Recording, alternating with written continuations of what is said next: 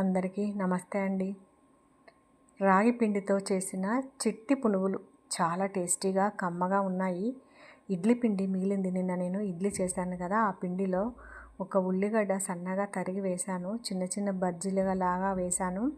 నిజంగా మైసూర్ బొండాల కంటే మంచి టేస్ట్ ఉన్నాయి ఈ రాగి పిండి బజ్జీలు, చాలా కమ్మగా ఉన్నాయి. ఇడ్లీ పిండితోని ఈ రాగి పిండితోని ఇడ్లీలు చేసుకున్నాం కదా, ఆ పిండి మిగిలితే ఇలా బజ్జీలు వేసుకోవచ్చు.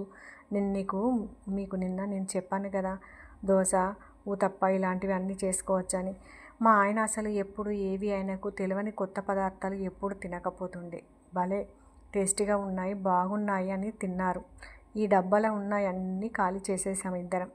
నిజంగా చెప్తున్నానండి, మంచి రుచి ఉన్నాయి. కాకపోతే ఇందులో ఇది నిన్నటి పిండి కదా, కొంచెం ఒక 2-3 స్పూన్ల పెరుగు వేశాను, ఇంకా రుచి పెరిగింది. చాలా బాగున్నాయి. మైదా పిండితో చేసే బజ్జీల కన్నా ఇడ్లీ పిండి మిగిలితే మనం చిట్టి పునుగులు వేస్తాం కదా, వాటికంటే కూడా బాగున్నాయి ఈ రాగి పిండి బజ్జీలు. ఎంత బాగున్నాయంటే అసలు మీరు ఒకసారి చేసుకొని తిని చూడండి. మీకు నచ్చితే ఒక లైక్ చేయండి అబ్బా ప్లీజ్, ఒక షేర్ చేయండి. మీరు కూడా చేసుకోండి. మన ఇంట్లో ఉన్న పెద్దవాళ్ళకి, పిల్లలకి చేసి పెట్టండి, చాలా ఇష్టంగా తింటారు. ఇది రాగిపిండి ఐరన్ కదా, ఏదో ఒక రకంగా మనకి కడుపులోకి వెళ్ళిందనుకోండి కొన్ని లాభాలు అయితే ఉంటాయి కదా.